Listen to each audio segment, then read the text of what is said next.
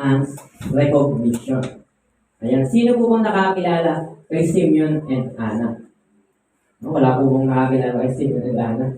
Ayan, ating himahimayin yung kanilang mga buhay. Kung saan nga ba sila nakita, kung ano nga ba yung kwento nila, at bakit ba significant yung pangalan nila sa Bible. Now, sino nga ba si Simeon at sino nga ba si Anna?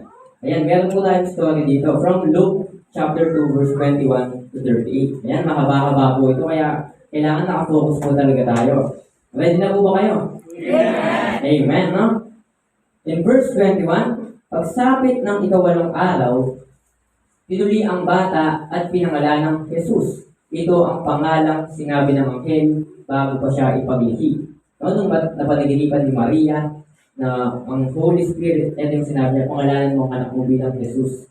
In verse 22, nang sumapit ang araw ng kanilang pagtupad sa seremonya ng paglilinis ayon sa kautusan ni Moises, pumunta sila sa Jerusalem, dinala rin nila ang sanggol upang ihandog sa Panginoon.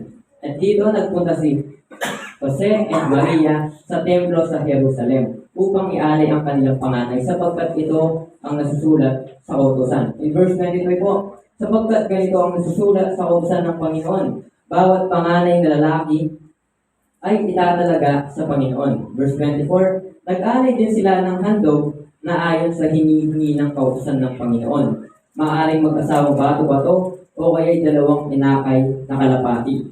Kung titignan po na sa Bible, yung dapat po na ialay is dalawang tupa. Pero kapag kayo ay mahirap, which is sinama si Maria, hindi po sila ganun paano yung buhay nila, pwede namang dalawang bato-bato or kalapati. At gayon nga po yung in-offer nila. In verse 25, may isang tao noon sa Jerusalem na ang pangalan ay Simeon. Ayan, yan po yung unang character natin na pag-aaralan. Pangalan Simeon, isang lalaking matuwid, may takot sa Diyos, at naghihintay sa katubusan ng Israel. At ito po yung importante, nasa kanya ang Espiritu Santo.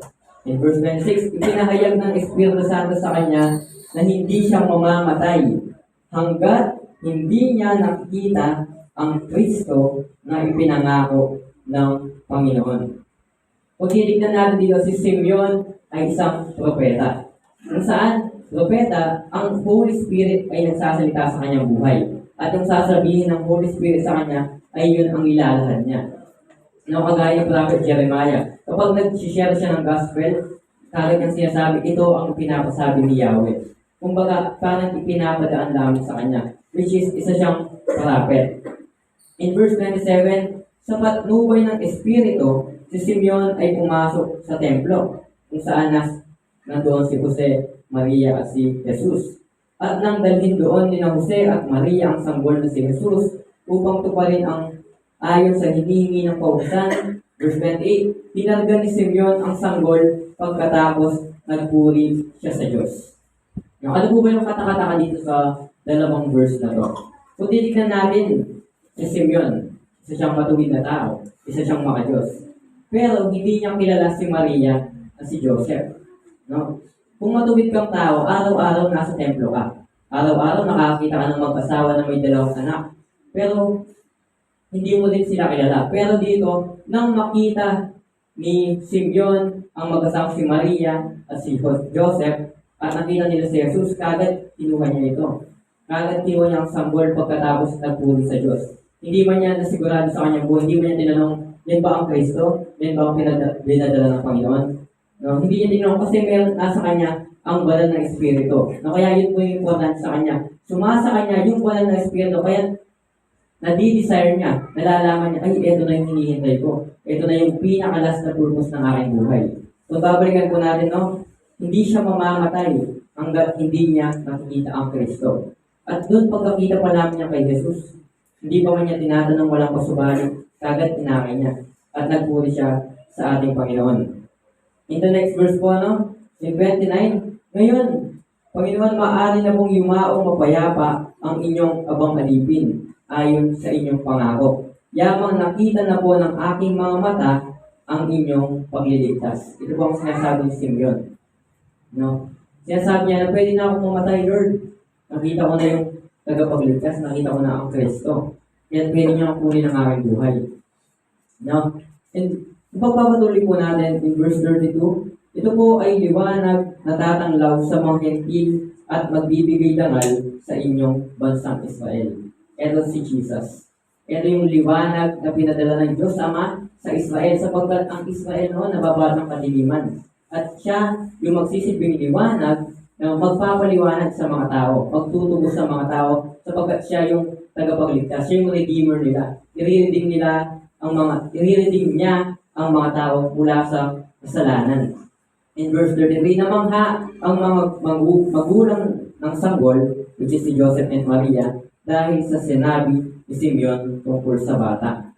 In verse 34, binasabasan sila ni Simeon at sinabi kay Maria, tandaan mo, ang batang ito'y nakatalaga sa ikapapahamak o ikaliligtas ng marami sa Israel. Siya'y magiging tanda mula sa Diyos, ngunit tutulid sa siya ng marami. At yun nga po yung nangyari sa kanya. Siya ang naging daan upang maligtas ang marami sa Israel. At the same time, siya ay sinuligsa ng marami. Titignan natin, yung buhay niya, it is already prophesied. No? Na-declare na yung buhay niya. Ito yung mangyayari sa batang yan. Ito yung kahinatan niya. Ito yung purpose ng kanyang buhay. Yung purpose niya ay upang irinig tayo mga makasalanan at idala sa kaligtasan. Yan ang purpose ng ating Panginoong Jesus, kaya siya bumaba dito, upang tayo ay iligtas. In verse 35, kaya't mahahayag ang kanilang iniisip dahil dito, magdaranas ka ng matinding kapighatiang puso, kapighatiang parang isang patalim na itinara sa inyong puso. Verse 36, naroon din sa templo ang isang propetang babae, na ang pangalan ay Ana. Ayan po yung isa nating character, Simeon and Ana. Anak siya ni Phanuel at mula sa angkan ni Aser. Siya'y napakatanda na, 7 taon pa lamang silang nagsasama ng kanyang asawa at ngayon 84 na taon na siyang byuda. Lagi siyang sa templo at araw-gabi sumasamba sa Diyos at sa pamamagitan ng pag-aayuno, fasting at pananalangin. Kung tignan natin, napakatanda na ni Ana. 7 years siyang may asawa and 84 years na siyang byuda. And hindi naman sa kapanganak niya, nag-asawa na siya agad.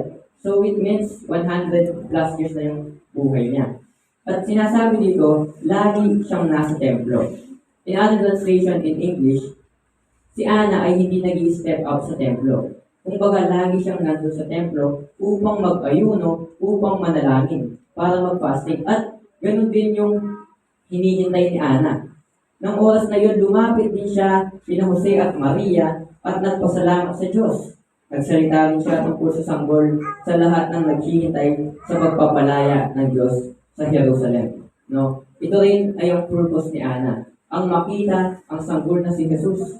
Dahil sa katandaan na niya, hindi siya hinayaan ng Diyos na mamatay. Kagaya ni Simeon na kahit gaano sila katanda, yung pinaka-last nila na purpose, na paghihintay nila ng matagal na panahon, ay dumating na tayo kaya.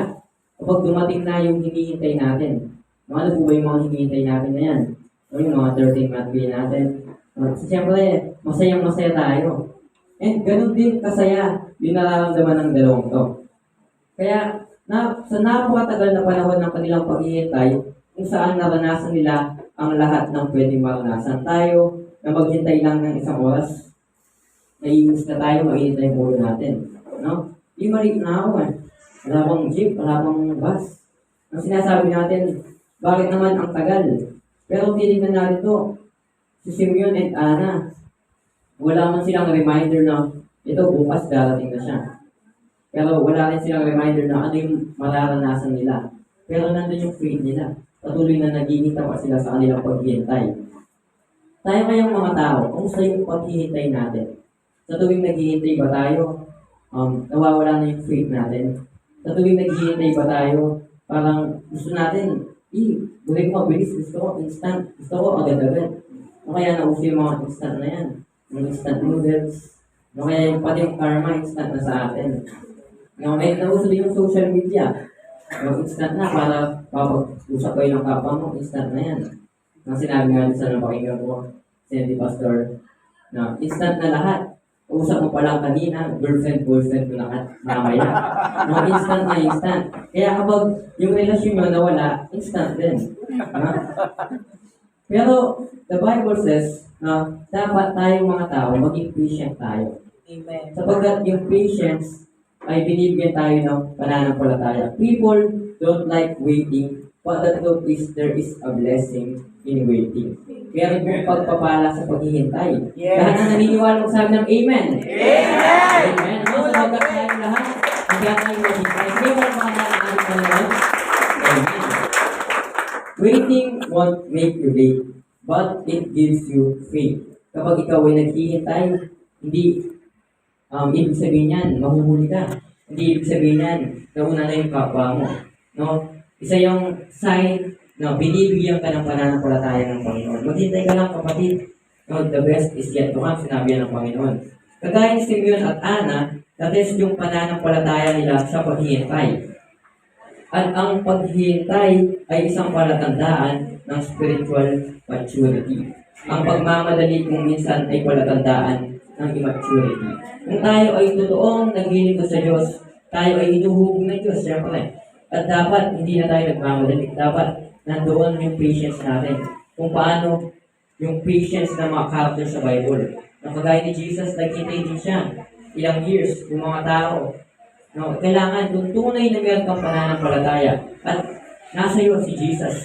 Siyempre, kapag tinanggap ko si Lord, yung mga gawa niya, yung buhay niya magmamanifest dapat sa'yo. Yung liwanag niya, dapat nagliliwanag ka din parang si Jesus. Kaya, kung tunay na marunong ka maghintay, it means nagmamature ka sa iyong pananampalataya. Because if you have the presence of God, lahat ng bagay na meron ka, mag-i-improve yan. Sapagkat si Lord, lahat ng bagay sa'yo nakikita niya at lahat ng bagay sa'yo hubugin niya at hindi niya hayaan yung feelings mo. Kung dati kagad umiiyak ka, kagad nawawalan ka ng gana, pero dahil nakay-Lord ka na, mararanasan mo lahat ng sakit karamdaman, mararanasan mo lahat ng kapighatian, ng rejection, ng condemnation, ng conviction, patatagin at patatagin ka ni Lord. Kaya tayong mga tao, tayong mga anak ng Panginoon, malalim na yung pundasyon dapat natin. Tayo ay mature na. Anumang unos, anumang bagay danasan natin, nandun yung pananampalataya natin, firm pa din. Nag-i-stand firm pa rin. Kailangan, mawala na ang lahat. Huwag lang yung salita ng Panginoon na pinanghahawakan natin.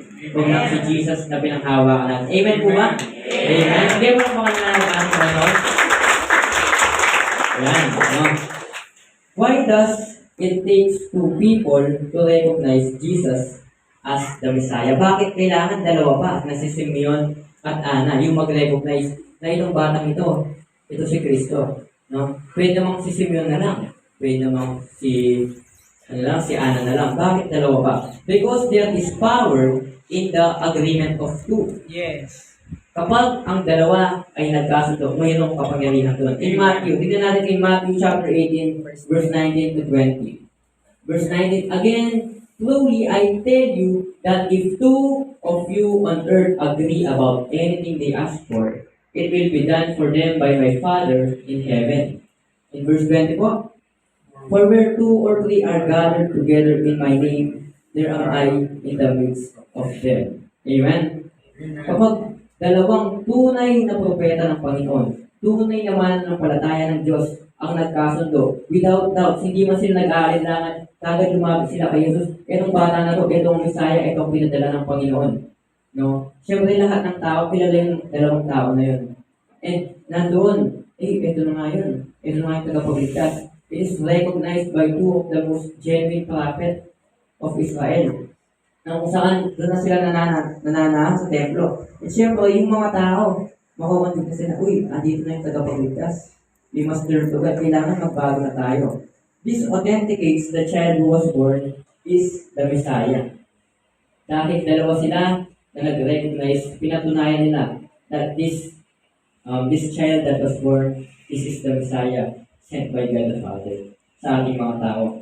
This child who was born in the manger is the Messiah, na pinanganak sa sabsaban. Ito yung Messiah. And we have 4 points from the power of the agreement of two na ating pag-aaralin ngayon. Number 1, handa na po ba tayo?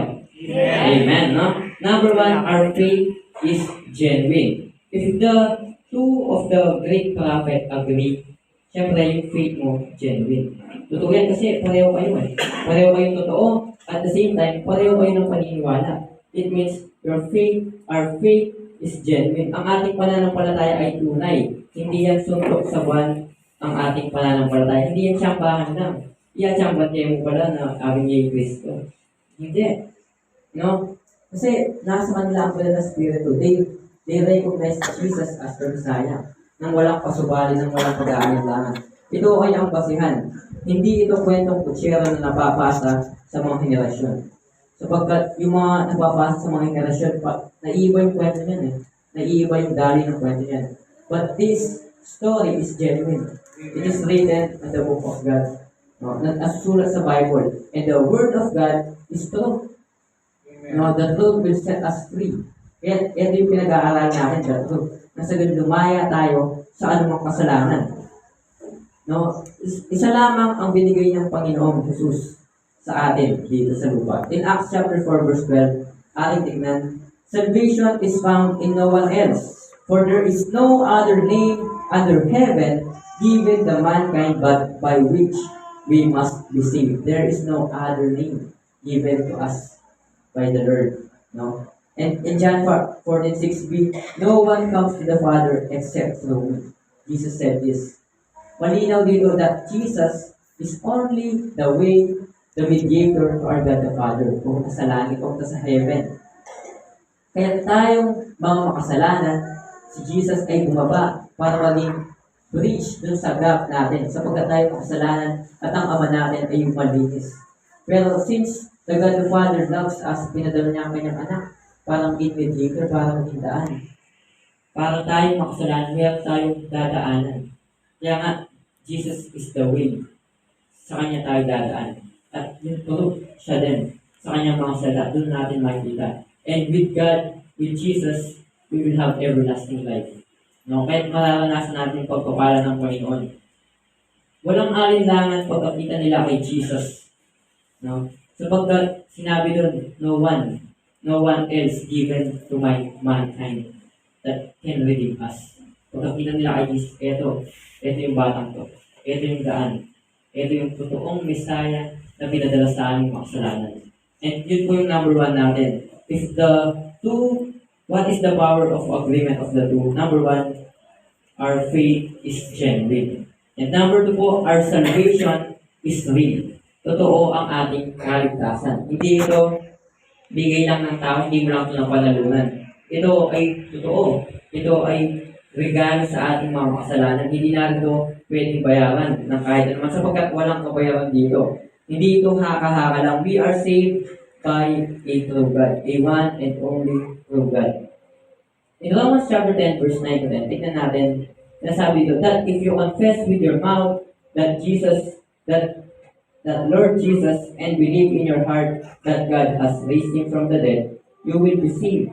For with the heart one's believe unto righteousness, and with the mouth confession is made unto salvation. Tingnan natin verse 10 in Tagalog. Sapagkat sumasampalataya ang tao sa pamamagitan ng kanyang puso. At sa gayon ay pinapawalang sala ng Diyos, nagpapahayag naman siya sa pamamagitan ng kanyang labi at sa gayon ay naliligtas. Kapag tayo ay nagtiwala sa ating mga puso and we confess with our mouth, we are already saved. Ganun lang ang simple. Hindi sinabi ng Bible na gawin mo ito, gawin mo yan para ikaw ay maligtas. No, accept in your heart. Tinanggap naman natin si Jesus sa ating buhay. Amen. No, parang mahina. Tinanggap na po ba natin si Jesus? Amen. Dapat proud na proud tayo. Sapagkat ito yung pinakamalaking regalo na tinanggap natin. Walang kabayaran, walang kapalit. Libre yan. Tinanggap natin. At walang anumang bagay dapat ang makapagsira sa ating regalo yan. Kailangan yung panghahawakan natin. Sapagkat yung ticket natin, yung pananampalataya natin, yung parang ticket natin para makapasok tayo sa promised land, para mapunta tayo sa presensya ng ating Panginoon. No? Kaya, our salvation is real. Totoo yung pagkaligtas natin. Pagkadating pa lamang ni Jesus, kahit bata pa lamang siya, totoo na yan. Yan yung tagapagligtas natin. Totoo na yung kaligtasan natin, mararanasan na talaga natin siya. sa araw pa lang na yun. Pero maraming mga tao ngayon, ang inaakala nila salvation is found in anything else. Sa mga bagay na nagpapasaya sa kanila. Pero tayo, mapalad tayo. Sapagkat ginising tayo ng Panginoon, meron siyang ginamit na anak para tayo ay maabot. Inabot nila tayo, even we are sinners. No? Even na hindi tayo katiwa-tiwala. Ako, di mo na ako katiwa-tiwala eh. Pero dahil mahal tayo ng Panginoon, nang sinabi ka sa kanta, ikaw lamang ang siyang nagtiwala sa akin. No? Sino ba ang magtitiwala sa iyo? God knows the worst of you. No? Alam ng Panginoon yung pinakamadilim ng iyong buhay. Yet, si Lord pa rin ang pinaka-nagmamahal sa iyo. Kung titignan mo, napakalawak, napakalaki ng pagmamahal ni Lord. Yung patience niya, hindi kaya ng patience natin yun. Hindi man siya nagreklamo, hindi man siya, uy, wait lang, hindi naman dapat ako yung maparasahan dito. Wala mo siyang sinabing gano'n. Sapagkat mahal niya tayo. At tinawag niya yung kasalanan na dapat na para sa atin upang matanggap natin yung totoong salvation, yung totoong kaligtasan. And number 3 po, our hope is here. Nandito na ang ating pag-asa. The waiting is over. Hanggang ngayon, ang Israel ay naghihintay pa rin ng kanilang tagapagligtas. Ang hindi nila alam ay more than 2,000 years ago, siya ay dumating na. Siya ay dumating na 2023 years ago. At ito yung pinagdiriwang natin this Christmas. Ito yung pagkabuhay niya. Ito yung pinagdiriwang natin. That we are celebrating with Jesus. Sapagkat ito yung kaarawan ng Panginoon. Sapagkat ito yung araw na nagkaroon tayo ng pag-asa. Binigyan niyang pag-asa yung puso natin punong-puno ng kadiliman. Puso natin walang patutunguhan. Kasi sa Bible na maraming mga hari ang pinamumunuan ng kanilang bayan, ng kanilang bansa ng kadiliman. No? Pinapaniwala sila sa mga propeta kagaya ni Baal, o sa mga Diyos-Diyosan. Pero dahil merong mga anak ang Diyos na nakapalibot sa mundo, sila yung naging daan. Upang sa gayon, yung pananampalataya ng mga tao, ng bayan iyon, ng bansa iyon, makakonvert into Christianity at matanggap nila yung totoong pagpapala, yung totoong kaligtasan. At doon, nagpakulay yung buhay nila. Akala ko, habang buhay, alipin na lang ako. Meron pa pala akong pag-asa. No? Because Christ, bumaba siya sa ating mga makasalanan para tayo ganito. Binigyan niya ng liwanag yung puso natin. Dahil si Kristo ay dumating na, hindi na yung leader natin ang pag-asa. Hindi na yung religion natin ang pag-asa. At hindi na ang mga Diyos-Diyosan ang pag-asa. For we have only one hope na sa kanya tayo maninindigan. In Colossians 1:27, no, alam natin lahat to. To them, God has chosen to make known among the Gentiles the glorious riches of this mystery. Tayo po lahat, which is Christ in you, the hope of glory. Amen. Tayo lahat, binigyan tayo ng pag-asa na walang sino man ang makakapag-alis nito. It is Christ. Christ is within us. He is the hope of glory. No? Kanino ka ba mananahan kapag nandidilim na yung buhay mo? Kapag wala ng pag-asa yung buhay mo? Kapag nasa pinakamababang point ka na? Na kanino ba yung hope? Saan mo ba makukuha yun? Sino ba yung source ng pag-asa? And sagutin si Jesus. No? Na kay Kristo ang kapayapaan. Na kay Kristo ang pag-asa. Kaya tayong mga tao, mawalan tayo ng pag-asa, but nakadepende tayo kay Lord. Hindi tayo nananahan sa ating kalakasan. Kaya natin pagtagumpay ng mga bagay. Hindi tayo nawawalan ng kalakasan. For we have the source. Kakampi natin yung source eh. Sa kanya tayo nagpapahina. Kaya ba tayo nananahan? Kapag tayo nagkakasakit, sino ba yung healer natin? Sino ba yung Jehovah Rapha natin? Sino ba yung source natin? Sino ba yung provider natin? And that is Jesus. Sapagkat Jesus is all we need. And if you have Jesus, you have all we need. Amen po ba? Meron tayong lahat. Meron tayong Panginoong Jesus. Kaya wala na tayong hihilingin pa. Sapagkat pinugod na ng Panginoon yung ating mga pangangailangan. And in verse 4 po, number 4 po, our forgiveness is authentic. Ang ating kapatawaran ay tunay. Wala yung katulad. Sapagkat isang Diyos na buhay ang nagpatawad sa atin. Sa ating lahat. Kaya yung pagpapatawad na yan, authentic yan. Yan ay tunay, walang katulad. Jesus alone has the power to forgive sins. Kaya